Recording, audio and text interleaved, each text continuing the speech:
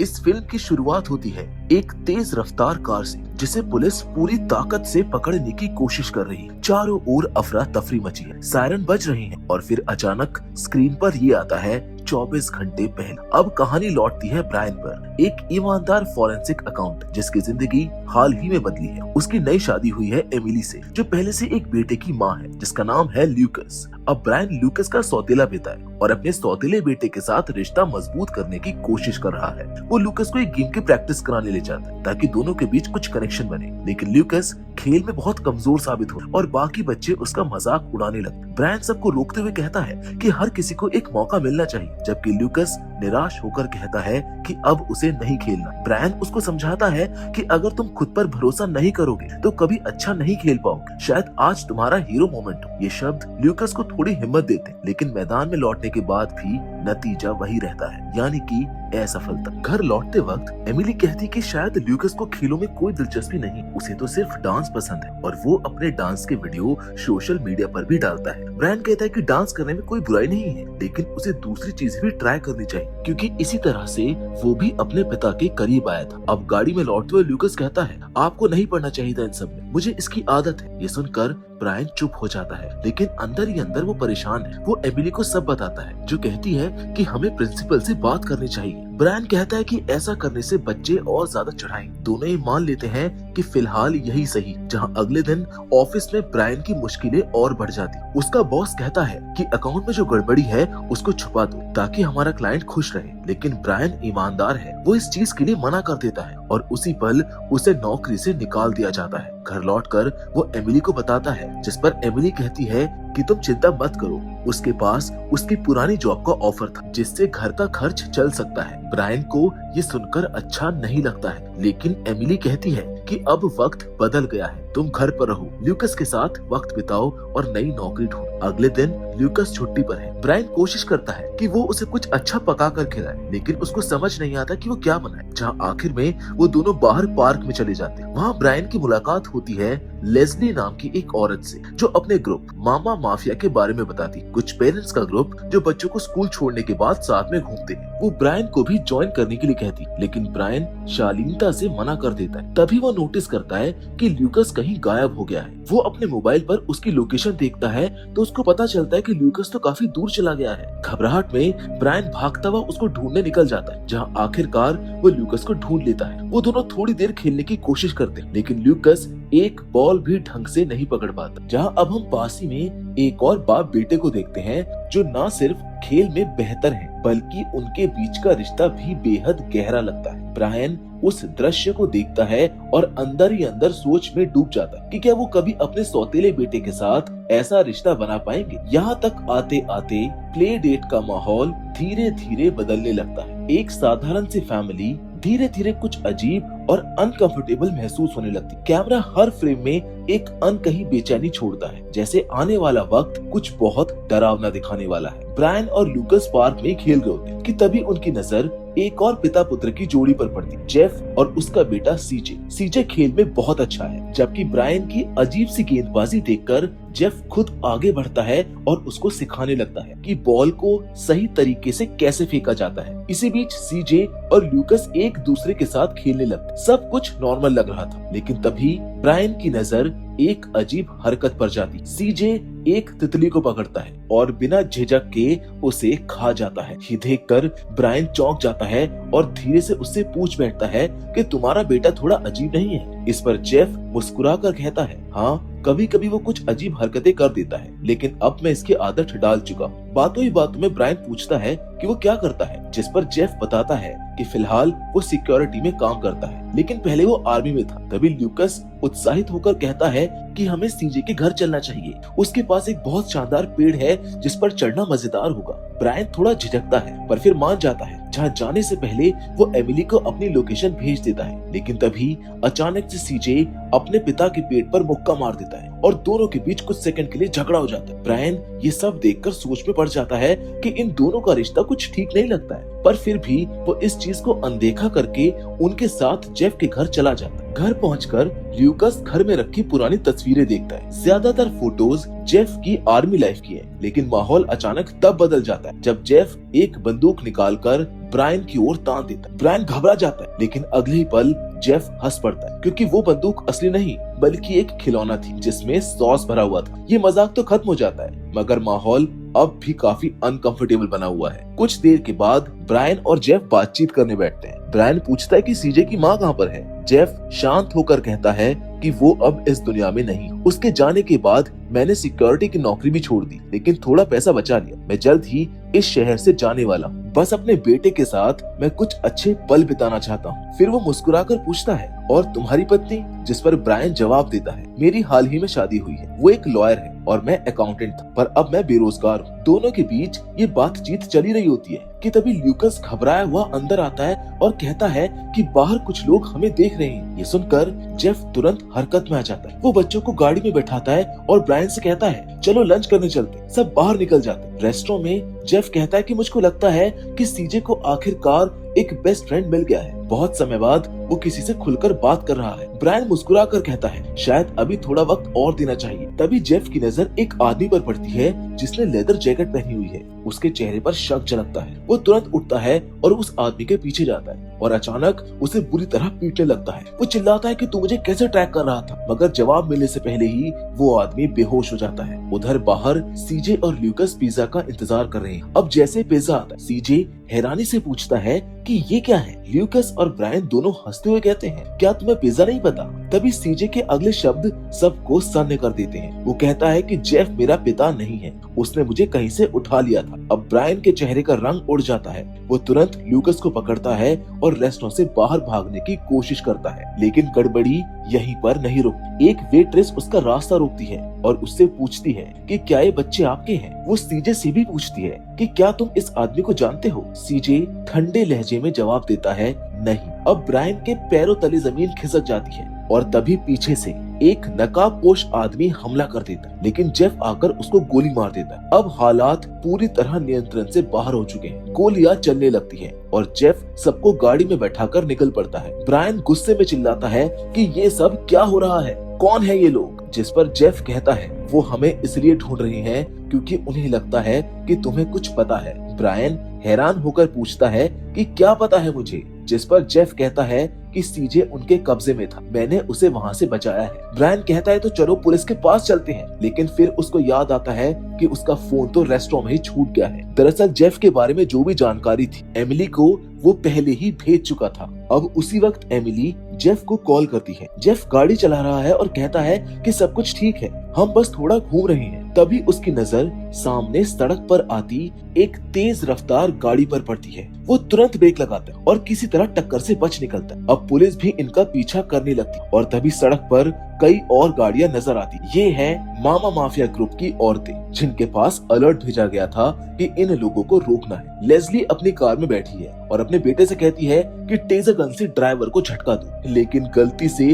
वो झटका उसी को लग जाता है। अब ये सीन पूरी तरह पागलपन में बदल चुका है। गोलीबारी, पीछा और चिल्लाहटे, और इन सब के बीच जेफ कहता है कि अब हमें दूसरी गाड़ी लेनी होगी। इस कार का नंबर पूरे शहर में फैल चुका है। ब्रायन चीख कर कहता है, मैं अब इस पागलपन में नहीं रहूंगा, लेकिन जेफ शांत स्वर में कहता है कि अब तुम कहीं नहीं जा सकते। उन्हें तुम्हारा नाम भी पता है, अगर मेरे साथ नहीं रहोगे तो मारे जाओगे। फिर वो गहरी सांस लेकर कहता है, तुम ये जानना चाहते हो ना कि ये क्या चल रहा है? चलो मैं तुमको बताता हूँ कि आखिर यहाँ पर हो क्या रहा है। और यहीं से सच्चाई का पर्दा उठना शुरू होता है। जेफ बताता है कि आर्मी छोड़ने के बाद उसने एक टॉप सीक्रेट रिसर्च फैसिलिटी में सिक्योरिटी गार्ड की नौकरी की। वहाँ उस पर कुछ एक्सपेरिमेंट्स भी किए गए, दवाइयों का टेस्ट, पर उसने कभी कोई शिकायत नहीं की। एक रात एक रहस्यमय पैकेज आया और साथ ही में एक कमरे से अजीब आवाजें आने लगी। जब उसने दरवाजा खोला तो अंदर सीजे था, डरा हुआ, कांपता हुआ। उसको देखते ही जेफ को समझ आ गया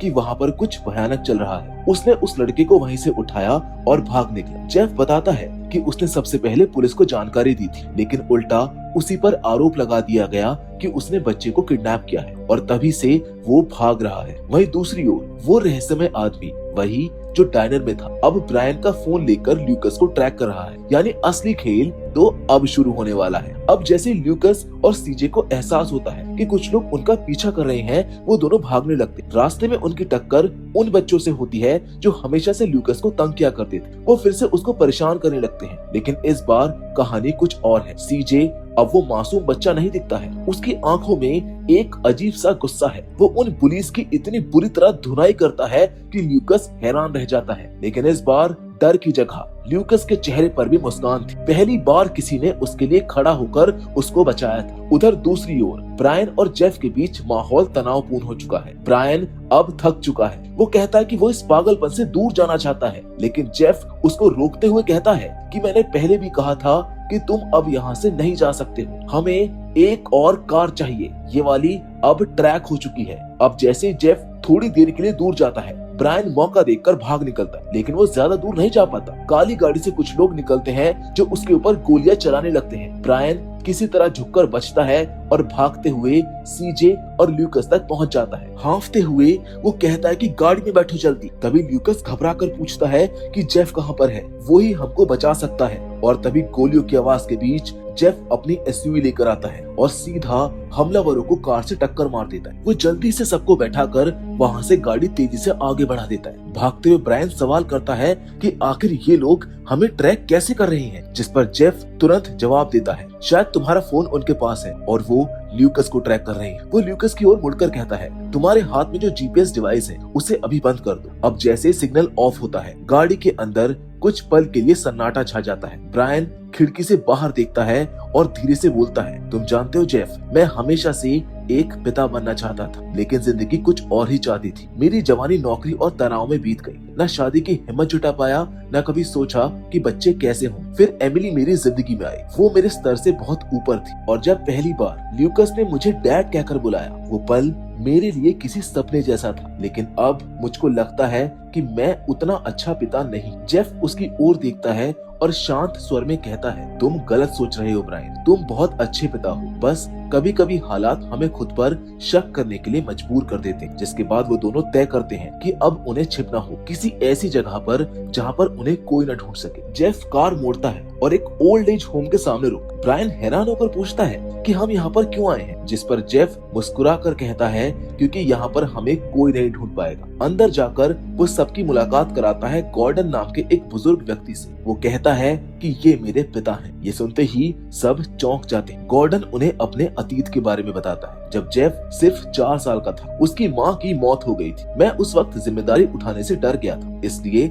उसे अनाथालय में छोड़ आया, लेकिन मैं हमेशा दूर से उस पर नजर रखता रहा। ये बताते हुए उसकी आंखें भर आती। फिर उसकी नजर सीजे पर पड़ती है। मुस्कुराते हुए वो कहता है कि तुमने बताया नहीं कि तुम्हारा एक बेटा भी है। जेफ धीरे से जवाब देता है कि वो मेरा बेटा नहीं है, लेकिन गॉर्डन उसे गौर से देखता है और कहता है, नहीं बेटा, ये तो बिल्कुल तुम्हारे बचपन की तरह दिखता है। गॉर्डन कुछ पुरानी तस्वीरें निकालता है और सब दंग रह जाते हैं। तस्वीरों में छोटा जेफ हूबहू सीजे जैसा दिखता है। अब खुद जेफ भी सोच में पड़ जाता है कि क्या सच में ये मेरा ही बेटा है। ब्रायन तुरंत पूछता है, अगर ऐसा है तो इसकी माँ कौन है? जेफ सिर झुका लेता है और कहता है कि मुझको नहीं पता, क्योंकि मेरी जिंदगी में बहुत सी औरतें आई हैं और बहुत गई हैं। इसकी माँ कौन है मुझको नहीं पता। अब रात को जेफ अपने पिता के कमरे में जाता है और उनसे विनती करता है कि क्या आप कुछ समय के लिए बच्चों का ख्याल रख सकते हैं, मुझे कुछ चीजें सुलझानी है। लेकिन गॉर्डन कहता है कि तुम जानते हो मुझे बच्चों से डर लगता है, मैं अब भी वही आदमी हूँ जो जिम्मेदारी से भागता है। जेफ निराश होकर वहाँ से चला जाता है, जहाँ अगले दिन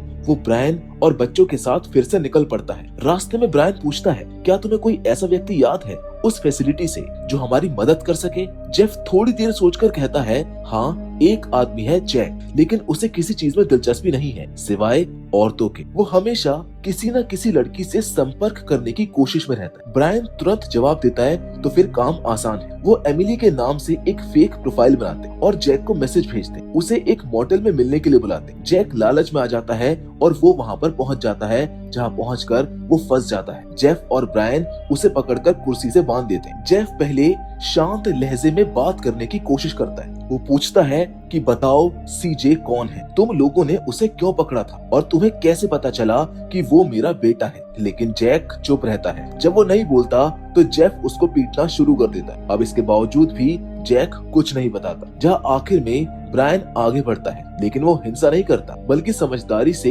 उसे पैसे देता है और कहता है कि अब बोलो जैक, सच्चाई क्या है। और उसी पल से कहानी एक नए मोड़ की ओर मुड़ने लगती, क्योंकि जो बात जैक बताने वाला है वो सब कुछ बदल देने वाली है। जैक आखिरकार पैसों के लालच में आकर टूट जाता है। उसकी आंखों में डर साफ झलकने लगता है और वो सच उगलना शुरू करता है। सबसे पहले वो बताता है कि सीजे दरअसल में जेफ का बेटा नहीं बल्कि उसका क्लोन है। उसके नाम में ही असलियत छुपी हुई है, सीजे यानी कि क्लोन जेफ। ये सुनकर ब्रायन और जेफ दोनों के होश उड़ जाते हैं। ब्रायन गुस्से में पूछता है कि आखिर ऐसा किसने किया और क्यों। जैक कांपते हुए जवाब देता है, मैंने नहीं, इसे बनाया था साइमन ने, एक अमीर और पागल वैज्ञानिक। ब्रायन तुरंत लैपटॉप उठाता है और साइमन के बारे में सर्च करने लगता। तभी उसके फोन पर एमिली का कॉल आता, लेकिन दूसरी ओर से कोई और ही आवाज सुनाई देती। वो कहता है कि अगर अपनी पत्नी को जिंदा देखना चाहते तो सीजे को लेकर इस पते पर आओ। ये सुनकर